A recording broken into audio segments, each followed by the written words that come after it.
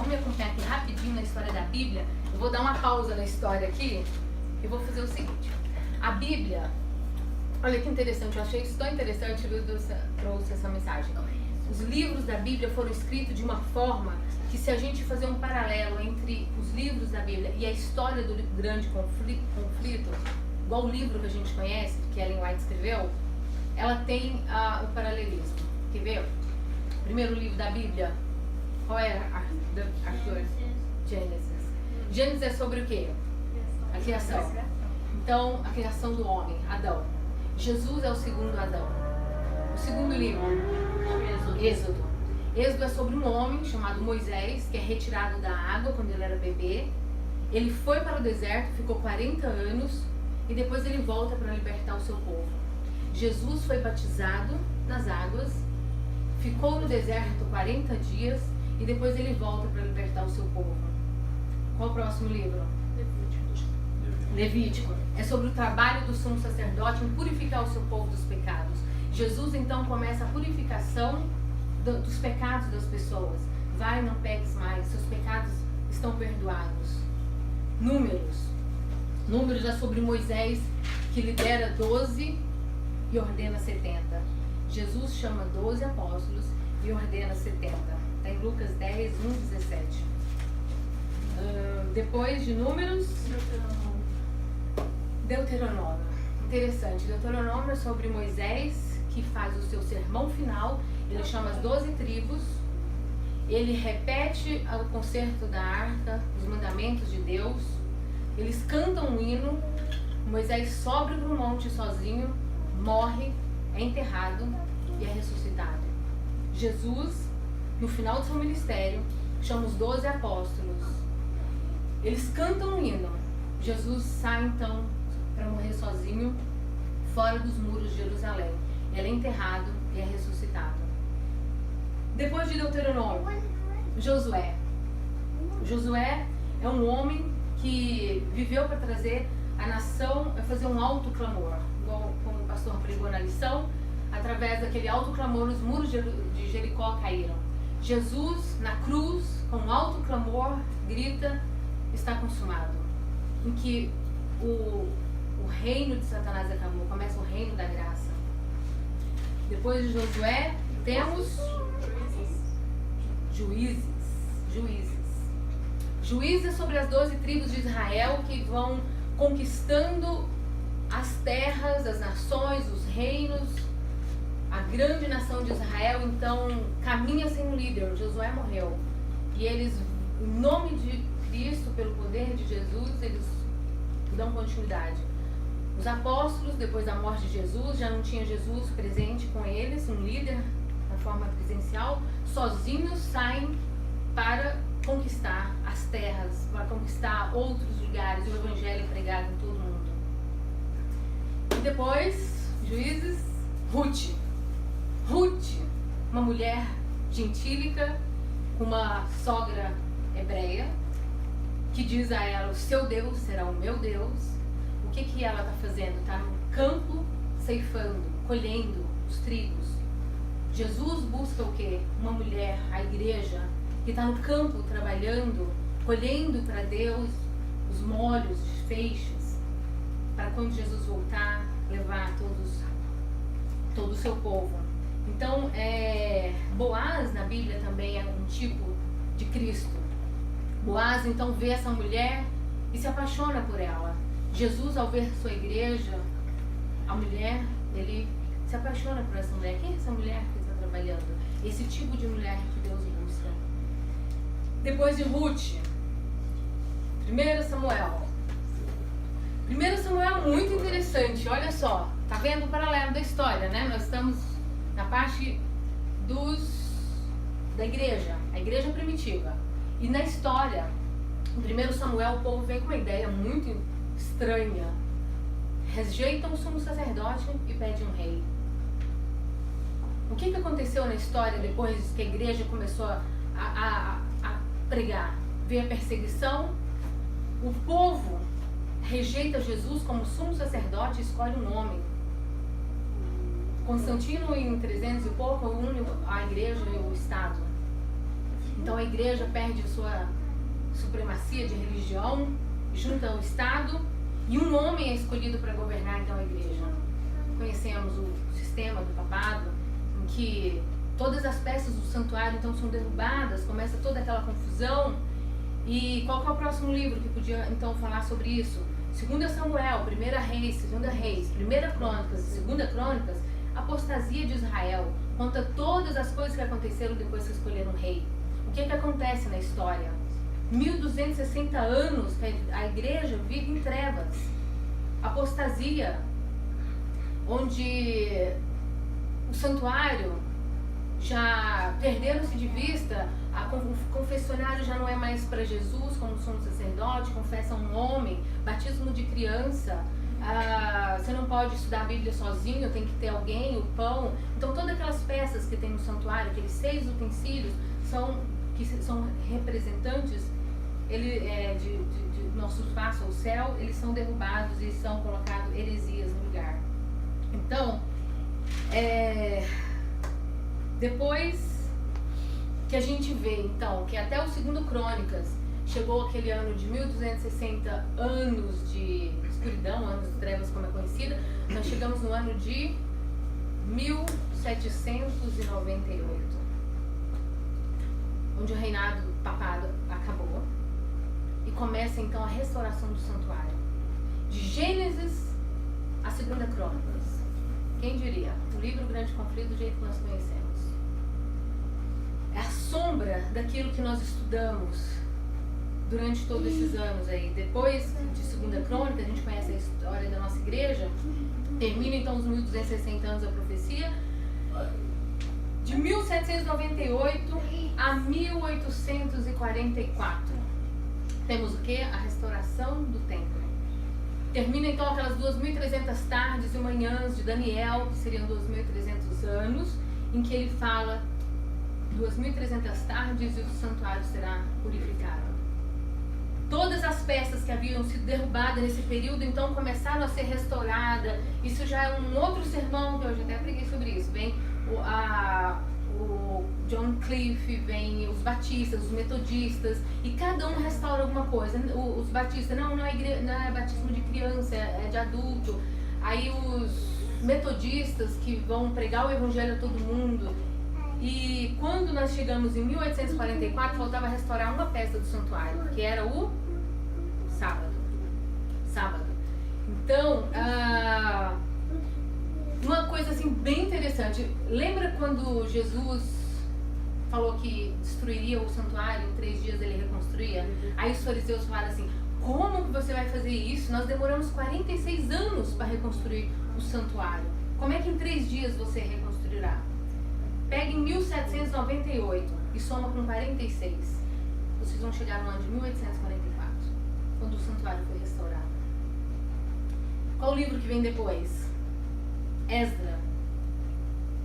Depois que isso aconteceu, em 1844, o livro de Esdra conta sobre 3 decretos.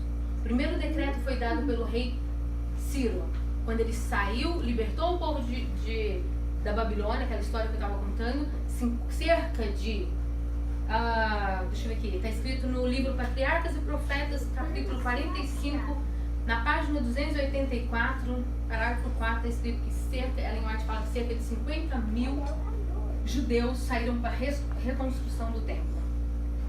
Vocês sabiam que quando a primeira mensagem angélica foi proclamada, cerca de 50 mil pessoas saíram das igrejas caídas e vieram para esse grupo? É impressionante, até o número está escrito nos livros, no Espírito de Profecia. Segundo decreto foi dado pelo rei Dário. Agora, você lembra? O povo foi lá para reconstruir o templo. Então, a primeira mensagem angélica, ela leva, já relacionei aqui, né? Eu fiz uma surpresa, mas já falei os 3 decretos, as 3 mensagens, tá? Ela nos remete ao santuário. E o primeiro decreto dado por Ciro era para a reconstrução do santuário de Jerusalém. O segundo decreto já é contra os inimigos de Deus, porque aí um povo já impediu que esse trabalho fosse feito. E então a segunda mensagem angélica é contra os inimigos de Deus, que querem impedir com que o povo proclame essa mensagem. O rei Dário, então, no capítulo 6 de Esdra, ele faz um decreto contra os inimigos, para eles pararem e deixar o povo construir. O terceiro decreto, ainda no livro de Esdras, é dado pelo rei Artaxerxes. Eu sabia que esse nome era difícil. Artaxerxes. Diz que o povo agora deveria reconstruir não só o templo, mas as ruas, as casas e os muros.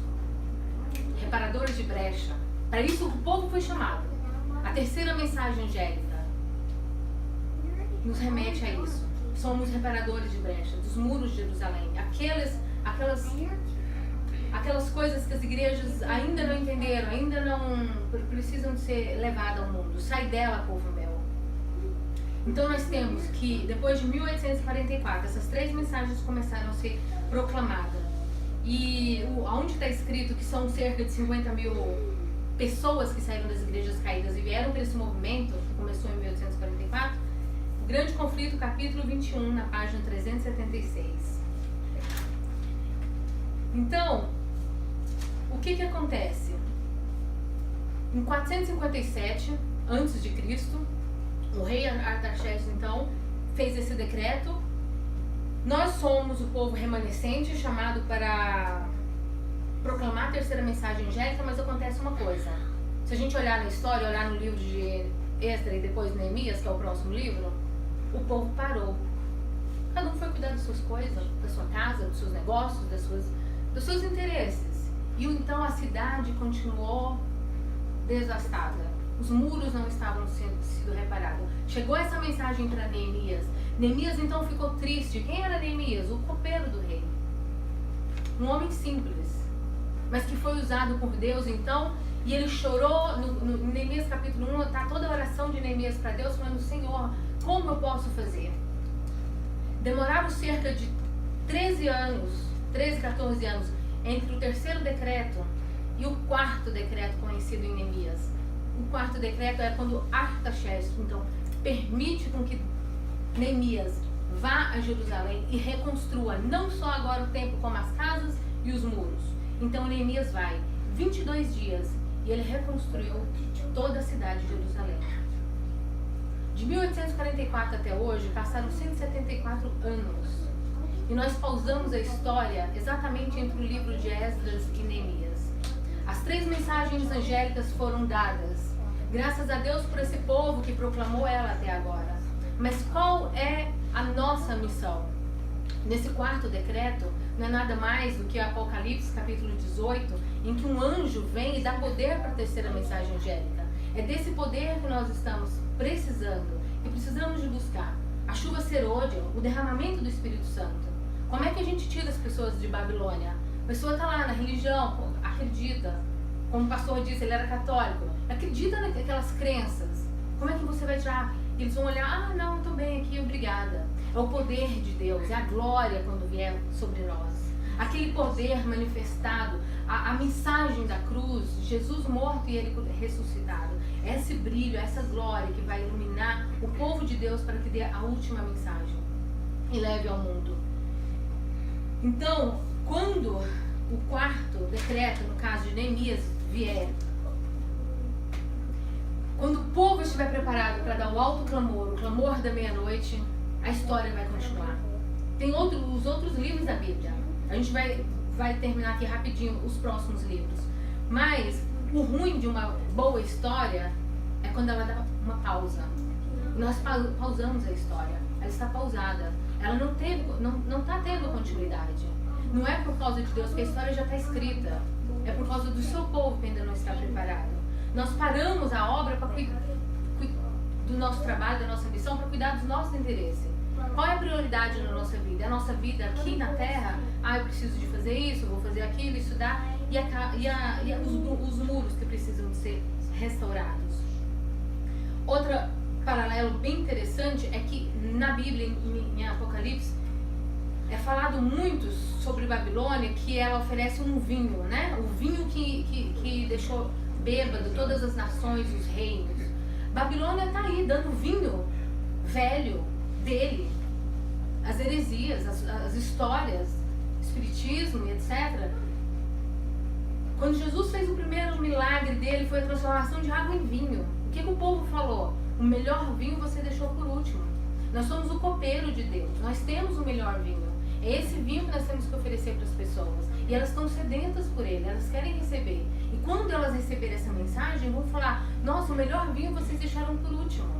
Então Deus não espera que esse serviço, esse trabalho, essa missão seja feita pelos pastores, pelos ministros, pelos obreiros, mas por nós, pessoas simples. Como o irmão está começando esse grupo aqui, que tem os brasileiros aqui, trazer brasileiros para cá para conhecer, cada um fazendo algo que Deus nos chamou para ser feito. A história está pausada. Quando ela continuar, quando isso acontecer, quando a glória de Deus estiver em nós, quando o Espírito Santo ser derramado, vocês sabem que na Bíblia fala que a chuva cairá e ela não será em vão, né? Nós somos a terra onde será colhidos os frutos dessa chuva. Aí nós vemos o que? O livro de Esther. No livro de Esther nós temos um decreto de morte. Na história, dando continuidade depois disso, do alto clamor, então nós vamos ter o decreto dominical e depois um decreto de morte. Durante esse período, antes do decreto de morte, ainda o número de mártires não se completou, será completado. E o povo então sofre uma perseguição e uma grande tribulação, como o próximo livro de Jó. Jó sofreu uma grande tribulação, ele pensou: fui abandonado, Deus me abandonou. O povo de Deus, se a gente lê nos livros da Espírito de Profecia, nessa época vão correr para os matos, vão estar lá orando e clamando: Senhor, que tribulação é essa, quando nunca haverá e nunca vai haver mais? E sabe o que vão clamar depois do livro de Jó? Vem o livro de Salmos. Davi, quando era perseguido pelos seus inimigos, ele clamava a Deus por livramento. Então o povo de Deus vai estar clamando. Salmo 91 para essa época: 1000 cairão à tua direita, 10.000, mas tu não serás atingido. O Senhor é o meu pastor, nada me faltará. Então nós vamos clamar a Deus por livramento. Depois de Salmos, vem o livro de Provérbios e Eclesiastes. Como se deve buscar os caminhos direitos, o caminho da sabedoria. Então o povo de Deus tem uma sabedoria. Em Provérbios 31 fala de duas mulheres. Uma que embriaga os reis e a mulher sábia. A igreja é a mulher sábia. O povo de Deus que tem conhecimento, tem sabedoria, soube discernir entre o certo e o errado, foram selados. Então é um povo que buscou a sabedoria de Provérbios e Eclesiastes. E aí, gente, vem Cantares de Salomão. Pararam para pensar, Cantares de Salomão é sobre o noivo que vem vindo buscar a noiva. Jesus então aparece na nuvem do céu e vem buscar o seu povo. A noiva adornada, preparada, enfeitada. E Jesus então volta para nos buscar. Depois vem assim os grandes profetas, né? Jeremias, Isaías, Ezequiel. O que os grandes profetas falam? No livro eles falam sobre a justiça de Deus, sobre o juízo final, sobre o milênio, que nós vamos estar no céu, julgando. Em Coríntios fala: não sabeis vós que julgaremos até mesmo os anjos? Esses 1/3 dos anjos que caíram, nós vamos ver cada um quando foi as suas escolhas. E aí, no livro dos pequenos profetas, que já vem Amós, Obadias, e Joel e tal, esses falam sobre a destruição final dos ímpios. Termina com o livro de Malaquias falando assim: os ímpios se tornarão cinzas debaixo do chão de nossos pés. Malaquias 4. Termina o grande conflito, termina a Bíblia, o Velho Testamento. Vocês viram que é todo um paralelo da história com todos os livros.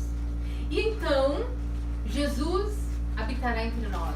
Mateus 1:23. Para sempre, Jesus vai estar com a gente. E todos os povos, de todas as línguas, tanto os gentios como os judeus, juntos, levam o livro de Atos. Falarão a mesma língua. Efésios, Coríntios, Romanos, todos unidos, todas as nações, línguas e povos, unidos em um só povo, para pela eternidade ouvir todas as revelações de Jesus. Amém. Como está no livro de Apocalipse. Amém. Essa é toda a história da Bíblia. Amém. Uma história que talvez a gente perde. Quando Jesus morreu, os discípulos não entenderam qual que era essa história. E às vezes nós podemos passar batido e também não entender qual é a história da Bíblia e por que estamos porque estamos nessa igreja, porque somos adventistas. Porque tem uma missão, porque conhecemos essa mensagem e porque Deus nos encarregou de sermos os reparadores de brecha nessa época. Para esse fim. Consegui. Vou passar rapidinho pra gente estudar. Eu achei uma história maravilhosa, um paralelo muito interessante que abrange aí toda a história. Tem vários detalhes, tem como estudar isso bem mais a fundo, mas a mensagem para nós hoje é essa: que vocês sejam abençoados e com essa mensagem que ela possa fazer com que o nosso coração arda como Jesus quando caminhava no caminho de Emaús e eles ouviam a história e o coração ardia. É esse ardor no nosso coração que faz com que nós queremos trabalhar para o Mestre. É isso que nos reaviva. Amém. Vamos ficar de pé e... Você vai cantar? A gente canta, ora canta. Ora, vamos orar. Fique em pé, vamos orar. Por favor.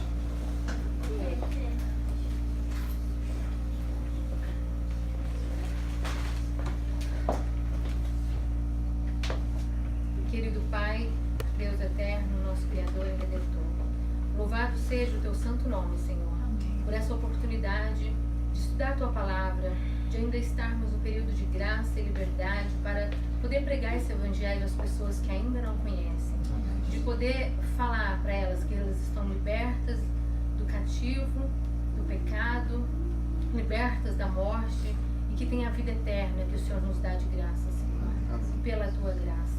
Que nós possamos ser fortes e corajosos, que nós possamos sempre apegar a Ti todos os dias, estar preparados para a Tua volta e também levar essa mensagem para as outras pessoas. Nos usa, nos ajuda e esteja conosco no restante desse sábado. Te pedimos e agradecemos em nome de Jesus. Amém.